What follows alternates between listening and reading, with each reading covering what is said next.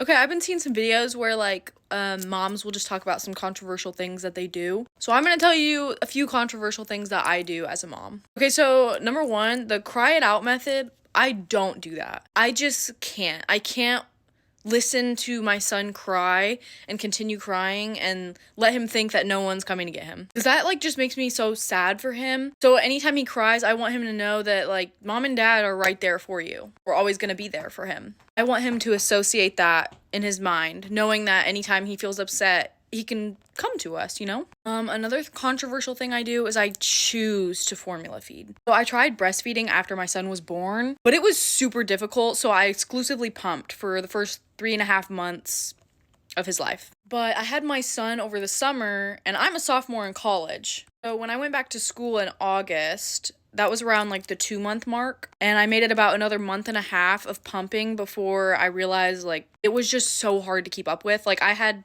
3 classes on like Monday, Wednesday, Fridays, and each class had an hour gap in between. So I would pump during my hour breaks.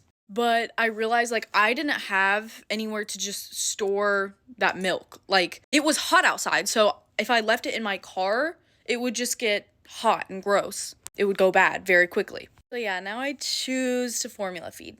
Another like controversial thing is I don't sleep train. I've like looked into it and thought about trying it. At the end of the day, I told myself like he's a baby. This phase where he doesn't sleep through the night and where he's just napping randomly, this isn't gonna last forever. So I let him nap when he's tired. Normally don't wake him up unless his nap is like super late in the day. At that point, I cap off naps around like an hour, hour and a half if it's like past 6 p.m. But yeah, like he knows the difference between night and day. He sleeps mostly through the night. So yeah, I've never sleep trained. And the last thing I'll say is bedtime. I feel like so many people that I know that are parents, they have their kids go to bed at like 8:30 at night. Then like normally in the morning they'll wake up at like 7 a.m. But like that does not work for Deshaun and I and our schedule. Our son goes to bed every night between 11 and 11:30 p.m. and he'll wake up anywhere from like 8 to like 9:30 in the morning. It does vary every day, guessing depending on multiple factors like how well he napped during the day, how well he slept at night. But yeah, like I never like set in stone a bedtime. I always like just tried to get him sleepy